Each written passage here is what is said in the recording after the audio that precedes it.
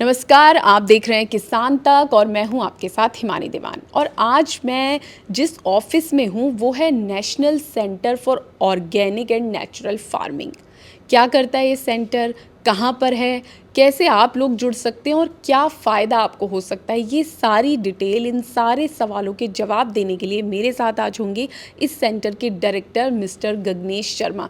तो अब हर सवाल का जवाब वही देंगे और वो बताएंगे कि कैसे आप इस सेंटर से फ़ायदा उठा सकते हैं और ये फ़ायदा देश भर के किसानों के लिए होगा। तो बहुत बहुत स्वागत है किसान तक पे आपका। जी नमस्कार। और मुझे टाइम देने के लिए शुक्रिया। आप बहुत बिजी हैं क्योंकि हम आए हुए थे, बहुत बिजी हैं, कई सारी मीटिंग्स हैं, लेकिन ये डिटेल बहुत ज़रूरी है सर। किसान तक हमारा चैनल है और बहुत सारे किसान इससे जुड़े हैं। तो क्या करता है सेंटर और कैसे उन्हें फ़ायदा हो सकता है? जी हमारा जो सेंटर है, जैसे आप देख ही रहे हैं, ये जैविक एवं प्राकृतिक खेती केंद्र है, जिसको हम राष्ट्रीय जैविक एवं प्राकृतिक खेती केंद्र के नाम से जाना जाता है, national centre for organic and natural farming. तो ये सेंटर जो है, यहाँ पर इसकी शुरुआत, जो मैं पीछे इसकी हिस्ट्री बताऊँ जी। आपको, कि 1988 में ये national bio fertiliser development centre के रूप में इस्टेब्लिश किया गया सरकार के द्वारा, मिनिस्ट्री ऑफ एग्रीकल्चर के द्वारा, ताकि बायो फर्टिलाइज़र्स को प्रमोट किया जाए। जो जैव उर्वरक होते हैं उसकी प्रमोशन के लिए ये बनाया गया। तो यहाँ पर मैन्युफैक्चरिंग भी होती थी बायो फर्टिलाइज़र्स की, और साथ ही साथ उनको हम जब पैकेट को यहाँ पर बनाते थे तो किसानों तक पहुँचाते थे हम लोग। डिप्टी डायरेक्टर एग्रीकल्चर जो कंसर्न डिस्ट्रिक्ट के होते हैं, पूरे इंडिया में इसका वितरण किया जाता था। और हमारे 5 सेंटर्स होते थे उस समय में भी। तो वो सेंटर्स कंसर्न जो स्टेट के डिप्टी डायरेक्टर एग्रीकल्चर होते हैं, उनको ये दिया करते थे पैकेट्स में, चाहे कैरियर है या अदर कोई भी फॉर्मुलेशन है। तो ये कार्य जो है भारत सरकार ने 2004 तक किया। 2004 तक बायो फर्टिलाइज़र्स की प्रमोशन और डेवलपमेंट के बाद में, जब पूरे देश में ये काफ़ी फैल गया नेटवर्क, काफ़ी यूनिट्स भी बन गई, प्राइवेट और गवर्नमेंट यूनिट्स भी स्टेट बाय स्टेट काफ़ी ये इस्टेब्लिश की गई। उसके बाद 2004 में गवर्नमेंट ऑफ इंडिया ने एक और चेंज किया पॉलिसी में हमारे सेंटर के लिए, कि इसका नाम national bio fertiliser development centre से national centre for organic farming रख दिया गया। क्योंकि आपको पता है कि 2001 में सरकार ने NPOP की शुरुआत की, national programme for organic production, जो कि अपेडा के द्वारा प्रमाणीकरण की प्रक्रिया चलाई गई पूरे देश में। और उस समय 40,000 हेक्टेयर एरिया था जैविक खेती में, और करीब देश भर में और करीब 40,000 के करीब रफली किसान थे उस टाइम, 2001, 2, 3 में। तो जब 2004 में अपेडा और मिनिस्ट्री ऑफ कॉमर्स तो सर्टिफिकेशन की प्रक्रिया को चला रही थी, तो अब ज़रूरत थी कि अवेयरनेस और कैपेसिटी बिल्डिंग और ट्रेनिंग चलाया जाए, मुहिम पूरे देश में, और जन जन तक ये ट्रेनिंग के द्वारा जैविक खेती का मैसेज दिया जाए कि जैविक खेती क्या है, क्यों की जाए और कैसे की जाए, मानक क्या होते हैं जैविक खेती करने के और कराने के, जैव उर्वरकों को भी काफ़ी, कि फार्मर्स कैसे इसको अपनाएं और कैसे यूज़ करें, समझ और बढ़े फार्मर्स के बीच में। तो 2004 से हमारा सेंटर का नाम national centre for organic farming हो गया। और हमारे जो है कैपेसिटी बिल्डिंग की ट्रेनिंग्स जो है, हमारा सबसे पहले जो एक्टिविटी है वो ये हो गई, जो हमारा मुख्य मैंडेट था, उद्देश्य था हमारे सेंटर का, वो ऑर्गेनिक फार्मिंग को प्रमोट करने का, वो ये था कि सभी स्टेक होल्डर्स को, चाहे वो किसान हैं या एक्सटेंशन ऑफिसर्स हैं स्टेट वाइज, या वो कृषि विज्ञान केंद्रों के साइंटिस्ट हैं, या ICR है, इन सब के साथ नेटवर्किंग करके जिस जिस को ज़रूरत है उनको ऑर्गेनिक फार्मिंग की ट्रेनिंग दी जाए। तो ट्रेनिंग की शुरुआत की गई, 1 day training, 2 days training programme for extension officers, 1 day for farmers, और इस तरह से 30 डेज सर्टिफिकेट प्रोग्राम भी चलाया गया ऑर्गेनिक फार्मिंग के ऊपर, BSc एग्रीकल्चर, नॉन BSc के लिए। तो ऐसे काफ़ी मास्टर ट्रेनर्स फिर उभर के आए, अच्छे अच्छे किसान भी निकल के आए। और इसके अलावा इंफॉर्मेशन, एजुकेशन और कम्युनिकेशन, IEC एक्टिविटीज़ हम बोलते हैं एक्सटेंशन के लिए, वो भी हमारे संस्थान ने चलाई, जिसमें हम फेयर्स और एग्जीबिशंस में पार्टिसिपेशन करते थे। लिटरेचर डेवलप करना ऑर्गेनिक फार्मिंग के ऊपर, कि काफ़ी लिटरेचर डेवलप किया जाए, न्यूज़लेटर पब्लिश करना, ये कार्य थे जो मतलब अवेयरनेस के लिए जितना जो कुछ हो सकता था। तो इसमें नेचुरल फार्मिंग टर्म कब जुड़ी? बिल्कुल, अब आप सही आ गए हैं कि 2021 तक आप पूछेंगे कि कितना एरिया हो गया हमारी कंट्री में ऑर्गेनिक फार्मिंग में, काफ़ी ग्रोथ हुई ऑर्गेनिक फार्मिंग में। हालांकि यील्ड इतनी ज़्यादा अच्छी नहीं आई ऑर्गेनिक फार्मिंग में, जैसे सिक्किम आप देख रहे हो पूरा ऑर्गेनिक है, परंतु वहाँ पर यील्ड लेवल कम है। ये पता ही है, साइंटिफिक इंस्टीट्यूट्स की स्टडीज़ जो है वो ये कहती है, Indian institute of farming system research Modipuram है जो 15-20 ईयर से ऑर्गेनिक फार्मिंग में रिसर्च कर रहे हैं, तो उनका कहना है कि first 2-3 years, first year, second year, third year में यील्ड डिक्लाइन होता है, परंतु धीरे धीरे थर्ड, फोर्थ, फिफ्थ ईयर में वो ऑप्टिमम की तरफ आने लगता है और बढ़ भी जाता है 5 ईयर्स में किसी किसी कंडीशन में, और किसी अलग सी क्रॉप्स में जैसे कि मिलेट्स वगैरह में तो प्रोडक्शन बढ़ती भी है। तो ऑर्गेनिक फार्मिंग का एरिया 2021 में अबाउट 60 लाख हेक्टेयर तक पहुंच गया, 6 मिलियन हेक्टेयर भी आप कह सकते हो, और अब हम काफ़ी नज़दीक हैं 10 मिलियन हेक्टेयर को टच करने के, जैविक खेती के लिए आप कह लें, प्राकृतिक खेती कह लें, केमिकल फ्री फार्मिंग कह लें।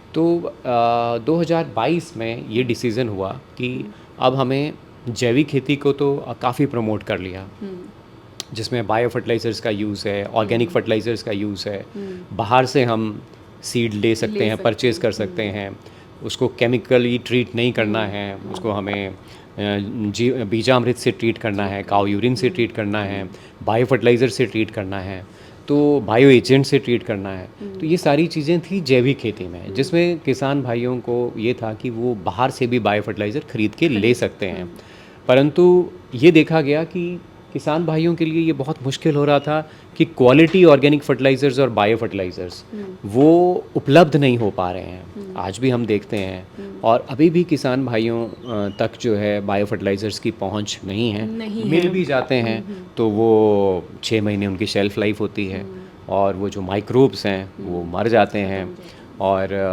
फार्मर्स को पता भी नहीं होता है कि इसको यूज़ कैसे करना है बायो फर्टिलाइज़र्स को। अच्छे बायो फर्टिलाइज़र्स क्वालिटी जो कंसर्न है, अभी आप हमारी लेबोरेटरी टेस्टिंग भी करती है, तो हमारी लैब में पाया जाता है कि बायो फर्टिलाइज़र्स जो बिक रहे हैं मार्केट में, ऑर्गेनिक फर्टिलाइज़र्स जो बिक रहे हैं, जो ऑर्गेनिक फार्मिंग के लिए यूज़ होते हैं, 50% फेल होते हैं हमारे यहाँ पर सैंपल। तो क्वालिटी बहुत पुअर है, जो इंडस्ट्री है वो अच्छे से इसको बना नहीं पा रही। रिसेंटली बहुत सारे फेक फर्टिलाइजर पकड़े गए हैं जगह जगह पे, बिल्कुल। तो ये कंसर्न हाँ, ये बहुत बड़ा कंसर्न है। तो ये सारे कंसर्न को देखते हुए कि ऑर्गेनिक फार्मिंग में कॉस्ट काफ़ी ज़्यादा बैठ रही है, हमें हमारे जो ICR है उनकी रिकमेंडेशन कहती है कि 10 tonne to 20 tonne organic fertilisers, farm yard manure या ऑर्गेनिक मैन्योर को डाला जाए, और साथ ही साथ बायो फर्टिलाइज़र्स को भी डाला जाए। तो ये सारी जो है कॉस्ट बढ़ जाती है, इसके कारण वीड मैनेजमेंट भी करनी है, इंसेक्ट पेस्ट डिजीज़ कंट्रोल भी करना है, कई जगह बायो पेस्टिसाइड्स काम भी नहीं करते हैं ऑर्गेनिक फार्मिंग में। तो ये सारे चैलेंजेस हैं, तो इन सब चैलेंजेस को देखते हुए कि लागत बढ़ जाती है, यील्ड भी काफ़ी स्पीड से, कई बार दाम भी उतना इंश्योर नहीं है कि होगा। दाम का जो श्योरिटी है वो तो तभी होगी जब आप सर्टिफिकेशन की प्रक्रिया से जोड़ेंगे, प्रमाणीकरण की। तो हमारे देश में 2 प्रकार की प्रमाणीकरण की प्रणालियां हैं। एक तो थर्ड पार्टी सर्टिफिकेशन है जो अपेडा चलाती है, और उसमें इस वक्त करीब 30 लाख फार्मर्स हैं जुड़े हुए। ICS ग्रुप्स भी होते हैं, सिंगल फार्मर्स भी हैं, प्रोसेसर्स भी हैं उसमें, और ट्रेडर्स भी हैं। तो करीब 28 लाख 30 लाख किसान हैं थर्ड पार्टी सर्टिफिकेशन में, ऑर्गेनिक फार्मिंग में सर्टिफाइड। और हमारे PGS इंडिया सर्टिफिकेशन सिस्टम में, जो कि लो कॉस्ट सर्टिफिकेशन सिस्टम है, किसानों के द्वारा खुद ही सर्टिफिकेशन खुद की करनी, वो सिस्टम को हम मिनिस्ट्री ऑफ एग्रीकल्चर चलाती है NCONF के थ्रू, जिसको हम कहते हैं PGS सिस्टम ऑफ सर्टिफिकेशन। उसमें भी आज की डेट में पिछले 2016 से हमने शुरू किया था उसको। वो international federation for organic agriculture movement जो जर्मनी में है, उनका एक मॉडल है PGS का, कि किसान को खुद ही इंडिपेंडेंट बनाया जाए और वो खुद ही अपनी प्रमाणीकरण का डिक्लेरेशन करे। एक दूसरे जो किसान उनके खेत में आसपास के हैं वो ग्रुप में एक दूसरे का निरीक्षण करें और देखें कि भाई वो मानकों के आधार पर जैविक खेती कर रहे हैं या नहीं कर रहे हैं। वो certification system ministry of agriculture ने लागू किया 2016 में, और 2016 में हमारे पास 10-20 हज़ार किसान थे। आज 8 साल के बाद में आप पूछें कि 21 लाख के करीब किसान इस वक्त उस PGS सिस्टम ऑफ सर्टिफिकेशन से जुड़े हुए हैं। और सरकार ने 2016 में परंपरागत कृषि विकास योजना चलाई, उसमें इस PGS को प्रमोट किया गया। बिल्कुल free of cost he groups को बनाया गया। 80,000 लोकल ग्रुप्स को सब्सिडी भी दी गई, पीजीएस का सर्टिफिकेशन भी कराया गया, और आज करीब 500 से ज़्यादा ब्रांड्स हमारी कंट्री में हैं, और 50 कर ब्रांड तो बहुत ही सक्सेसफुल हैं, काफ़ी अच्छा पैसा कमा भी रहे हैं, जो पीजीएस सिस्टम ऑफ सर्टिफिकेशन से जुड़े हुए हैं। तो प्रमाणीकरण की जो प्रणाली होती है, अगर थर्ड पार्टी में हम देखें तो वहाँ 25,000 से 1.5 लाख रुपए लगते हैं। हमारे सिस्टम में जो पीजीएस है उसमें करीब फार्मर का 100 से 200 रुपए पर फार्मर की कॉस्ट आती है, और गवर्नमेंट ने तो इसको सब्सिडाइज कर रखा है, और बिल्कुल कॉस्ट फ्री ही आप कहिए इसको। तो अब बात जो आप कर रहे हैं कि जैविक खेती तो हो गई, जैविक खेती के चैलेंजेस भी बहुत हैं, तो अब गवर्नमेंट ऑफ इंडिया ने ये देखा 2018, 19 और 20 में कोविड सिचुएशन के आसपास कि हमारे बहुत बड़े बड़े किसान जो हैं हमारे देश में, वो प्राकृतिक खेती अपनाए हुए हैं। और प्राकृतिक खेती में यही है कि कोई भी जैव उर्वरक, बायो फर्टिलाइज़र, ऑर्गेनिक फर्टिलाइज़र्स, चाहे वो कंपोस्ट है, सिटी कंपोस्ट, ये सब चीज़ों को वहाँ यूज़ नहीं किया जाता है।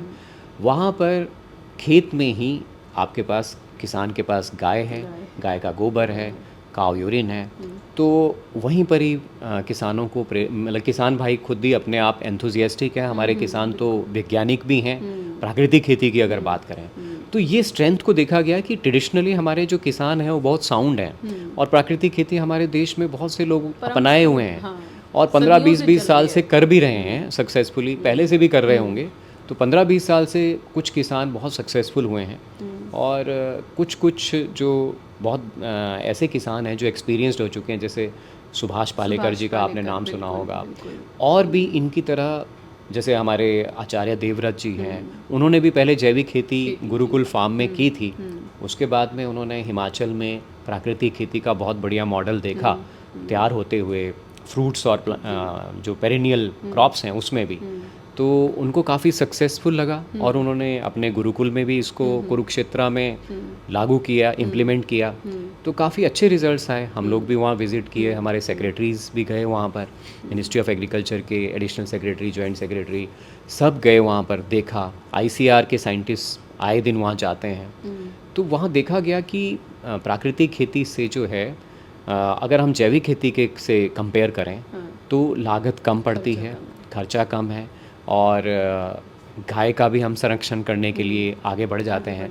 जैविक खेती में हमने ऐसा कुछ नहीं किया है कि नहीं गाय होनी ही चाहिए। तो प्राकृतिक खेती में ये माना जाता है, जो इसके कंपोनेंट्स हैं वो ये कहते हैं कि सबसे पहले तो गाय होना चाहिए, गाय के साथ में हमारे ट्रीज़ भी होने चाहिए। तो इंटीग्रेशन है कैटल्स की, ट्रीज़ की और क्रॉप्स की, तो ये और मल्टीपल क्रॉपिंग के ऊपर इसके ऊपर जोर दिया जाता है, नेचर कंजर्वेशन, ताकि हमारी बायोडाइवर्सिटी बढ़े, चाहे माइक्रोब्स की बायोडाइवर्सिटी हो। जब हम जीवामृत बनाते हैं गाय के गोबर से, काव यूरिन से, गुड़ मिला के, तो क्या है जो जीवामृत बनता है, बीजामृत बीज की ट्रीटमेंट के लिए, तो ये सारी चीज़ें नेचुरल चीज़ें हैं और खेत में ही उपलब्ध हैं, हमें बाहर से कहीं बाज़ार के ऊपर निर्भर नहीं होना है।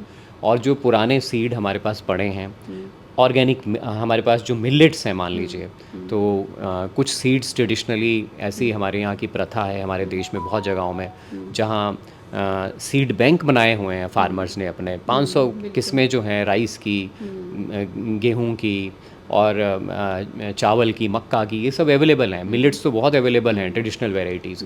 तो ये सारी चीज़ों को अगर किसान अपनाए तो उसकी लागत जो है वो कम होती है। और जब जैविक खेती, ठीक है जैविक खेती अपनी जगह पर है, और प्राकृतिक खेती जब ये सारे कंपोनेंट्स जब किसान भाई अपनाते हैं कि जीवामृत बनाया, बीजामृत बनाया, मल्चिंग की, मल्चिंग और ग्रीन मैन्योरिंग तो हम ऑर्गेनिक फार्मिंग में भी करते हैं, परंतु यहाँ पर काफ़ी जोर दिया जाता है प्राकृतिक खेती में कि हम ग्रीन मैन्योरिंग भी पर करें, अच्छे से क्रॉप रोटेशन करें, और गुड एग्रीकल्चरल प्रैक्टिसेस, जैसे कि एग्जांपल है pre monsoon dry sowing Andhra में और गुजरात में, इसको काफ़ी अच्छा अपनाया है। महाराष्ट्र में जहाँ पर मानसून होने से पहले विभिन्न प्रकार के अनाजों को, जैसे चाहे हमारे फली वाले जितने भी हैं जिसको हम ग्रीन मैन्योरिंग के रूप में यूज़ करें, उसको ऐसे ही फेंक देते हैं, तो वो एकदम से उग जाते हैं वैरायटी जो है फसल, तो उसको लेके हम ग्रीन मैन्योरिंग भी और मल्चिंग के रूप में भी काम कर सकते हैं, कंपोस्ट बनाने के काम कर सकते हैं। तो ये सारी छोटी छोटी प्रैक्टिसेस हैं, जिसको हम कई बार एक एग्जांपल ऐसा भी दे सकते हैं कि प्राकृतिक खेती में जैसे पुश और पुल की बात होती है कि कुछ ऐसी क्रॉप्स होती हैं जो इंसेक्ट पेस्ट डिजीज़ को पुल करती हैं अपनी तरफ। जैसे गेंदा की क्रॉप है, ऑर्गेनिक फार्मिंग में भी है वो, प्राकृतिक खेती में इसमें ज़्यादा जोर दिया जाता है। कुछ मेडिसिनल प्लांट्स हैं जो पुश करते हैं इंसेक्ट पेस्ट डिजीज़ को, बाहर फेंकते हैं खेत से। कुछ इनको अट्रैक्ट करते हैं फल फूल जो है, तो इंसेक्ट पेस्ट उधर ही रह जाएंगे, मेन क्रॉप के ऊपर नहीं आएंगे। तो इंसेक्ट पेस्ट डिजीज़ का कंट्रोल का एग्जांपल छोटा सा मैं आपको ऐसे दे रहा हूँ कि हमें गुड एग्रीकल्चरल प्रैक्टिसेस जो देश के अलग अलग कोने में हमारे बहुत से ऐसे एक्सपीरियंस किसान हैं जिनको हम चैम्पियन फार्मर कहते हैं, प्रोग्रेसिव फार्मर कहते हैं, वो अपनाए हुए हैं। अब उनकी प्रैक्टिसेस को देखते हुए और इन एक्सपीरियंस किसानों की राय को जानते हुए देश में हमारी गवर्नमेंट ऑफ इंडिया है, मिनिस्ट्री ऑफ एग्रीकल्चर, उन्होंने ये डिसीज़न लिया और बहुत सा मंथन हुआ नीति आयोग के द्वारा, पीएमओ के द्वारा। ऑनरेबल प्राइम मिनिस्टर का खुद इसमें बहुत ज़्यादा इंटरेस्ट है कि मिशन नेचुरल फार्मिंग जो है इसको चलाया जाए। तो हर जगह वो दिशा निर्देश के ऊपर ये शुरुआत की गई और national mission on natural farming हाल ही में आपने सुना होगा 2024 में ये अप्रूव हुआ कैबिनेट से और अब इसको इम्प्लीमेंट किया जा रहा है पूरे देश में। आपने देखा होगा हमारे सेंटर का नाम भी national centre for organic and natural farming, यही सवाल था मेरा। ये जुड़ गया है हमारे साथ भी कि हमें भी प्राकृतिक खेती का, जैसे जैविक खेती का प्रचार प्रसार किया, वैसे हमें प्राकृतिक खेती का भी प्रचार प्रसार करना है। तो ये सेंटर बन गया। अब क्योंकि जो लोग हमें देख रहे हैं, सुन रहे हैं और जानना चाहते हैं, फार्मर जो हैं वो यहाँ से कैसे कनेक्ट हो सकते हैं और ये सेंटर उन्हें क्या फ़ायदा दे रहा है और क्या काम कर रहा है एग्जैक्टली? बिल्कुल। देखिए, अब जैसे मैंने आपको बताया कि हम हमारे सेंटर की अगर आप बात करें तो हम पीजीएस इंडिया सर्टिफिकेशन सिस्टम को इम्प्लीमेंट कर रहे हैं जिसका नाम है तो ये नेचुरल फार्मिंग के लिए भी है। मैं आगे आ रहा हूँ इसके ऊपर, आपको और क्लैरिटी दे देता हूँ, कोई कन्फ्यूजन ना रहे। जैविक खेती में हम जो अल्टरनेट सिस्टम ऑफ सर्टिफिकेशन था प्रमाणीकरण का, वो participatory guarantee system of certification है जिसको हम पीजीएस सिस्टम ऑफ सर्टिफिकेशन कहते हैं। वो हमारा सेंटर चलाता है। इसका नाम यहाँ पर पीजीएस सेक्रेटरीट भी है, हमारा एक पीजीएस सेक्रेटरीट है और हमारा एक dedicated PGS India web portal है। तो पीजीएस इंडिया वेब पोर्टल ऐसा पोर्टल है जिसमें किसान भाई ऑर्गेनिक के लिए अपना यूज़र आईडी पासवर्ड डाल के individual farmer, group of farmer group में आके वो रजिस्ट्रेशन कर सकते हैं। जैसे आईआरसीटीसी की ट्रेन की रजिस्ट्रेशन होती है हमारी बुकिंग के लिए, वैसे ही हम सर्टिफिकेशन के लिए उस पोर्टल के माध्यम से किसान भाइयों को रजिस्टर कर लेते हैं। फिर किसान भाइयों को फैसिलिटेट करने के लिए, क्योंकि अभी किसान भाइयों को ज़्यादा पता नहीं है कि प्रमाणीकरण करना कैसे है, जो भी छोटे छोटे 2-3 स्टेप हैं, जैसे मैं आपको संक्षिप्त में बताऊं कि ये जो प्रमाणीकरण का सिस्टम है ये आधारित है मीटिंग के ऊपर। मोबिलाइजेशन मीटिंग कह लो आप, कि ग्रुप में 5 मिनिमम 5 मेंबर्स इकट्ठे हो गए गाँव में, और 50 मेंबर भी हो सकते हैं, 100 भी हो सकते हैं। तो ये सब मेंबर्स ने एक लीडर बना दिया, एलआरपी जिसको हम कहते हैं, लीड रिसोर्स पर्सन, और 2 फार्मर मेंबर्स को ले लिया जो सजग हैं, जो समझते हैं कि पीजीएस के स्टैंडर्ड्स क्या होते हैं, क्योंकि मानक होते हैं। मानक का मतलब है कि सीड कैसा होना चाहिए, हाँ, मतलब प्रैक्टिसेस जो हैं और उसके जो मानक हैं, क्या डालना है क्या नहीं डालना है, कौन सा केमिकल यूज़ कर सकते हैं हम जैविक खेती में और क्या नहीं कर सकते हैं। इसी तरह से हम आगे मतलब पहले तो मैं आपको सर्टिफिकेशन समझा दूं पीजीएस का। तो पीजीएस में सबसे पहले क्या होता है कि मीटिंग होती है, ये कमेटी जो है मीटिंग करवाती है अपने फार्मर्स की, फिर ट्रेनिंग करवाती है। ट्रेनिंग सबसे ज़रूरी है। ये जो पीजीएस इंडिया सर्टिफिकेशन सिस्टम है ये प्रमाणीकरण ट्रेनिंग लेड प्रमाणीकरण है, मतलब प्रशिक्षण लेड प्रमाणीकरण। पहले ट्रेनिंग होगी, लोगों को समझाया जाएगा, समझा जाएगा कि ये ऑर्गेनिक होता क्या है और इसके प्रिंसिपल्स क्या हैं, कैसे किया जाता है संक्षिप्त में। ये उन किसानों के साथ हो रहा है जिन्होंने रजिस्टर किया है खुद को यहाँ पे। बिल्कुल उनके जब साथ। आपको लगा कि ये सारे लोग आ गए हैं ऑर्गेनिक के लिए रजिस्टर करने, तो आप उनको बुला के मीटिंग करवा रहे हैं और ट्रेनिंग दे रहे हैं। हम यहाँ नहीं बुलाते, ये फ्री ऑफ कॉस्ट हो रहा है। यहाँ नहीं बुलाते हैं उनको, ये तो हेडक्वार्टर है गाजियाबाद। हाँ, हमारे सेंटर्स हैं पूरे देश में, जो मैं आपको बताना भूल गया, 5 सेंटर्स भी हैं जो पूरे देश में देखते हैं हमारा जो इस प्रमाणीकरण की प्रक्रिया को एज ए जोनल काउंसिल, और साथ ही साथ स्टेट्स के साथ में कनेक्टेड हैं। 5-6 स्टेट एक रीजनल सेंटर के अधीन में आती हैं और वो स्टेट्स के साथ मिलके, केवीकेज के साथ मिलके, और विभिन्न सेल्फ हेल्प ग्रुप्स, एफपीओज, उनके साथ मिलके, लोकल ग्रुप्स के साथ मिलके ये टाइम टू टाइम ट्रेनिंग्स चलती रहती हैं। चाहे ऑफलाइन मोड में, ऑनलाइन मोड में या केवीकेस के साथ मिलके, इस तरह से ये ट्रेनिंग्स चलती रहती हैं जैविक खेती के ऊपर। और ये जो ग्रुप है किसानों का, इसको डिपार्टमेंट ऑफ एग्रीकल्चर ग्रुप बनाता है। अगर हम स्कीम की बात करें, जैसे परंपरागत कृषि विकास योजना 2016 में चली, तो उसमें आज 70-80 हज़ार लोकल ग्रुप्स हैं। तो इन ग्रुप्स को ट्रेनिंग के लिए भी फंडिंग की गई सरकार के द्वारा, प्रमोट करने के लिए इस पीजीएस सिस्टम ऑफ सर्टिफिकेशन को। तो काफ़ी आगे बढ़ा ये सिस्टम और काफ़ी सक्सेसफुल हुआ। जैसे मैंने आपको बताया, ब्रांड भी बने। इसका जो मुख्य जो बैकबोन है, इसकी जो कड़ी है सबसे इम्पॉर्टेंट, वो ट्रेनिंग के साथ साथ पीयर इंस्पेक्शन है। मतलब आप कहोगे कि प्रमाणीकरण दे कैसे रहे हैं, तो वो जो लीड रिसोर्स पर्सन है या 2 फार्मर मेंबर की कमेटी है, वो एक बाहर से कंज्यूमर के साथ में भी उनको भी ले लेंगे, नज़दीकी कंज्यूमर को, और ख़रीदार जो बायर है वो भी उस कमेटी में आ सकता है। उस ग्रुप के जो कैसे वो एक्टिविटी कर रहा है, कैसे सीड से लेके हार्वेस्टिंग तक अपनी जो रबी की या खरीफ की क्रॉप है वो कैसे ग्रो कर रहा है, कैसे कंपोस्ट बना रहा है, कैसे जीवामृत बीजामृत बना रहा है, ये सारी चीज़ें कंज्यूमर और बायर देख सकते हैं खेत में आके। तो यहाँ से वो डायरेक्ट उनका कनेक्ट प्रोक्योरमेंट के लिए भी हो सकता है। तो इस तरह से इस पीजीएस मॉडल को बनाया गया है। और पीयर इंस्पेक्शन इसका सबसे मुख्य बिंदु है कि एक दूसरे के खेतों का निरीक्षण जो है, कंटिन्यूसली हर एक किसान एक दूसरे के खेत के ऊपर नज़र रखता है कि कोई केमिकल तो नहीं डाल रहा है। ये ऑनेस्ट कैसे होगा, ये बिल्कुल, इंश्योरिटी कैसे होगी? इसको हम इंश्योर करने के लिए हम किसानों के ऊपर नहीं छोड़ते हैं। उनको तो ट्रेनिंग दी जा रही है कि भाई ऐसे आपको इंस्पेक्शन करनी है, ये मानक हैं। 1-2-3 साल तो लगते हैं समझने के लिए। इसके लिए हमने एक रीजनल काउंसिल भी बीच में रखी है, जैसे सर्टिफिकेशन बॉडी आप कह सकते हो।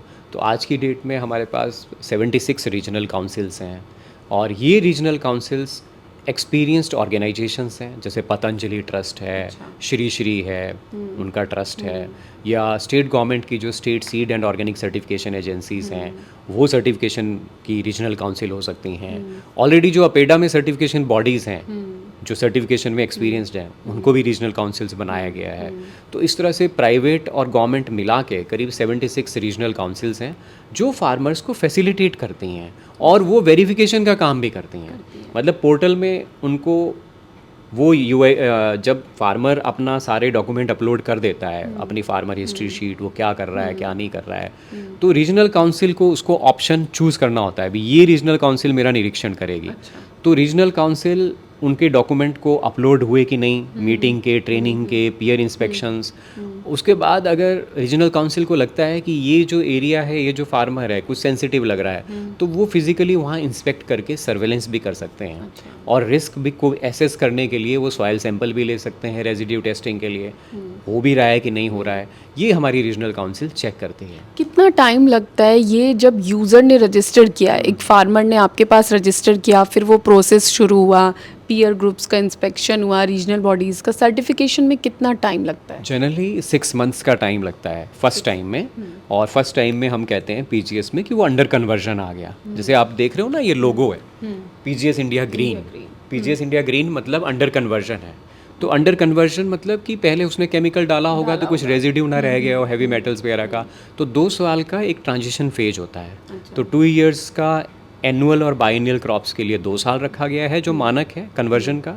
और जो पेरिनियल क्रॉप्स हैं, जैसे चाय है, हॉर्टिकल्चरल के क्रॉप्स हैं, तो उनके लिए 3 इयर्स रखा गया है ट्रांजिशन के लिए। तो 2 से 3 साल के बाद में वो पूर्णतया ऑर्गेनिक हो जाएगा, सर्टिफाइड ऑर्गेनिक। अगर वो सारी चीज़ों को अपना रहा है, 6-6 महीने में हर एक सीज़न में पीयर इंस्पेक्शन हो रही है, ट्रेनिंग हो रही है, तो ये सारी चीज़ें अपलोड हो रही हैं, और कंटिन्यूअस पोर्टल में उसको सर्टिफिकेट निकल के आ रहे हैं 6-6 महीने में। तो इस तरह से चलता है। और खर्चा इसमें किसान का कितना आता है? कुछ फीस भी है? कहा 100 से 200 रुपया। अगर वो नॉन स्कीम है, कोई स्कीम में नहीं है, स्कीम में है तो ज़ीरो कॉस्ट है। अभी तक तो 80% किसानों का तो भारत सरकार ने पूरा कॉस्ट बियर किया। जी जी। अच्छा, तो इस पूरे संस्थान का मतलब ये है कि जो लोग ऑर्गेनिक या नेचुरल फार्मिंग की तरफ जा रहे हैं, उनका सर्टिफिकेशन देना, उन्हें ट्रेनिंग देना और उन्हें प्रमोट करना। तो अब एक बड़ा सवाल कि कितने लोग जुड़े हुए हैं इस संस्थान से ऑल ओवर इंडिया, मतलब कितने किसान? हाँ, इस वक्त 21 लाख किसान जो हैं हमारे पीजीएस इंडिया सर्टिफिकेशन सिस्टम में जुड़े हुए हैं। और अगर आप पूछें कि ये ग्रुप कितने हैं, क्योंकि हम तो ग्रुप आधारित सर्टिफिकेशन चलाते हैं, जिसको हम कहते हैं participatory guarantee system of certification. तो 80,000 के करीब लोकल ग्रुप्स हैं पूरी कंट्री में। ये है हमारा, और एरिया जो है करीब 13 लाख हेक्टेयर है, 13 लाख हेक्टेयर एरिया। ये किस चीज़ का एरिया है? ये पीजीएस सर्टिफाइड ऑर्गेनिक, सर्टिफाइड और organic area. Different stages of certification में, हम उसको ऑर्गेनिक सर्टिफाइड नहीं कहेंगे, अंडर कन्वर्जन भी है, थोड़ा थोड़ा सेकंड लेवल पर है, फर्स्ट ईयर में है, कोई सेकंड ईयर में है, कोई थर्ड ईयर में है, कोई फाइनली ऑर्गेनिक हो चुका है जी। तो ये इस तरह से काम हो रहा है। तो ये national centre for organic and natural farming है, और अगर आप भी बहुत सारे जागरूकता अभियानों को देखते सुनते हुए ये सोच रहे हैं कि आप कन्वेंशनल मेथड्स छोड़ के अब इस तरफ आएँ, पेस्टिसाइड छोड़ें, नेचुरल और ऑर्गेनिक फार्मिंग करें, तो सर वो आप दोबारा बता दीजिए एक बार कि किस किस पोर्टल पर उन्हें आना है और रजिस्टर करना है, और बाकी हेल्प ये पूरा संस्थान करता है। किसान भाइयों को बहुत ही आसान है, वैसे तो सभी समझते हैं, आज पीजीएस काफ़ी पॉपुलर हो पता चल चुका है, और लोकल जो डिस्ट्रिक्ट एग्रीकल्चर ऑफिसर हैं, डिप्टी डायरेक्टर एग्रीकल्चर हैं, उनको भी बहुत ट्रेनिंग है, सबको पता है। तो आप उनको भी लोकल लेवल पर किसान भाई, जो आपका लोकल कृषि अधिकारी है, खासकर बीटीएम एटीएम आत्मा एजेंसी अगर है वहाँ पर, तो उनको इस कार्य में जोड़ा गया है। और स्टेट की जो seed and organic certification agency है, उनको भी आप डायरेक्ट कांटेक्ट कर सकते हैं। और अगर आपकी स्टेट में हमारा रीजनल सेंटर है, जैसे हमारा नागपुर में सेंटर है, बेंगलोर में है, भुवनेश्वर में है, इम्फाल में है, हेडक्वार्टर यहाँ गाज़ियाबाद में है, तो आप इनको भी संपर्क कर सकते हैं डायरेक्टली। और हमारी रीजनल काउंसिल्स की तो लिस्ट हमारे पीजीएस इंडिया वेब पोर्टल में पड़ी हुई है, वो भी आप देख सकते हैं। तो दूसरा जो आपका था ना, जो बहुत इम्पॉर्टेंट महत्वपूर्ण विषय है, वो है प्राकृतिक खेती। तो अब पीजीएस ऑर्गेनिक से हम लोग पीजीएस नेचुरल की तरफ शिफ्ट कर रहे हैं। जैसे जैसे हमारा मिशन नेचुरल फार्मिंग आया है, तो अब national mission for natural farming चल पड़ा है। तो इसमें इस तरह से चलाया जा रहा है, मॉडल ये है national mission for natural farming का, कि जो भी किसान 100 से 120 किसान एक क्लस्टर में जुड़ेंगे, उसको हम क्लस्टर का नाम दे रहे हैं, हमारा जो मंत्रालय है, और सभी स्टेट्स को कहा गया है कि वो अपना अपना action plan mission natural farming का दे। तो मिशन नेचुरल फार्मिंग बिल्कुल अलग तरीके से चल रहा है, ऑर्गेनिक बिल्कुल सेपरेट है और मिशन नेचुरल फार्मिंग बिल्कुल अलग है। हालांकि ऑर्गेनिक के कुछ फार्मर्स जो छोड़ चुके हैं ऑर्गेनिक करना, 2 साल किया 3 साल, अगर वो आना चाहें मिशन नेचुरल फार्मिंग में तो वो आ सकते हैं, मोस्ट वेलकम है उनका। तो अब national mission of natural farming में भारत सरकार करीब 8,50,000 हेक्टेयर एरिया कवर करना चाह रही है, और 15,000 क्लस्टर बनेंगे इसमें, जिसमें 100 से 120 किसान होंगे। टारगेट है ये किसानों को 2 साल लगातार ट्रेनिंग देने के बाद में इनको प्रेरित किया जाएगा कि आप अपने आसपास के 8 से 10 किसान को भी जोड़ो, एक एक किसान जो उस क्लस्टर में है, ताकि हम 1 करोड़ तक किसानों को रीच आउट करें अगले 2-3 सालों में। तो ये मिशन नेचुरल फार्मिंग संक्षिप्त में है।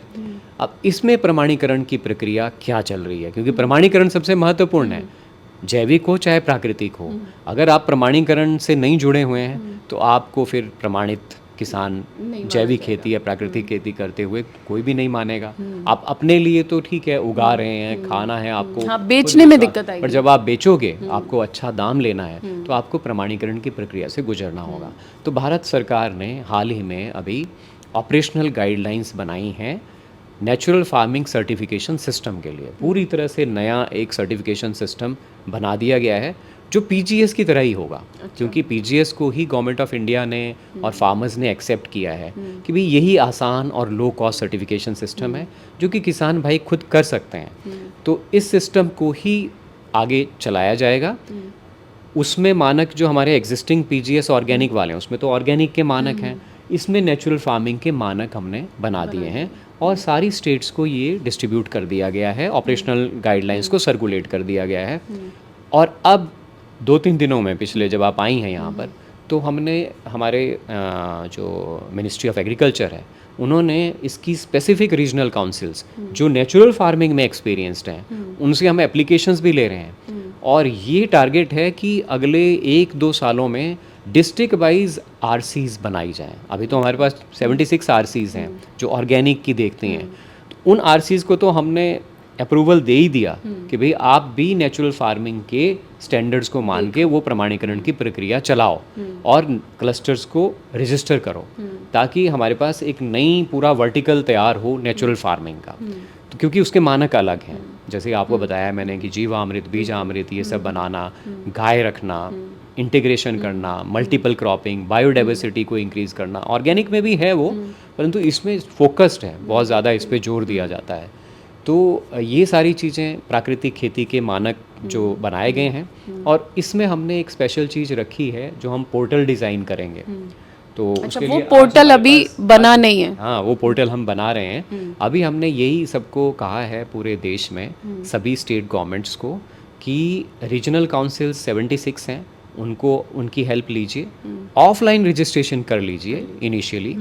उन सभी किसानों को जो प्राकृतिक खेती करना चाह रहे हैं, और खरीफ सीज़न शुरू हो गया है, और प्राकृतिक किसान जो हैं स्टेट गवर्नमेंट्स ने उनको सेलेक्ट भी किया है, काफ़ी किसानों को, कुछ स्टेट गवर्नमेंट कर रही हैं। तो जिन्होंने कर दिया है सेलेक्ट किसानों को, वो जो क्लस्टर्स हैं उनको अब सर्टिफिकेशन की ज़रूरत है। तो सर्टिफिकेशन के लिए हम कह रहे हैं कि ऑफलाइन रजिस्ट्रेशन कर दी जाए, कागज़ लेके, डॉक्यूमेंट लेके, और जैसे ही हम NIC के साथ मिलके जब एजेंसी हायर कर लेंगे, तो हम मोबाइल ऐप आधारित ये सर्टिफिकेशन सिस्टम को इम्प्लीमेंट करेंगे। इसमें क्या होगा कि एक मोबाइल ऐप होगी।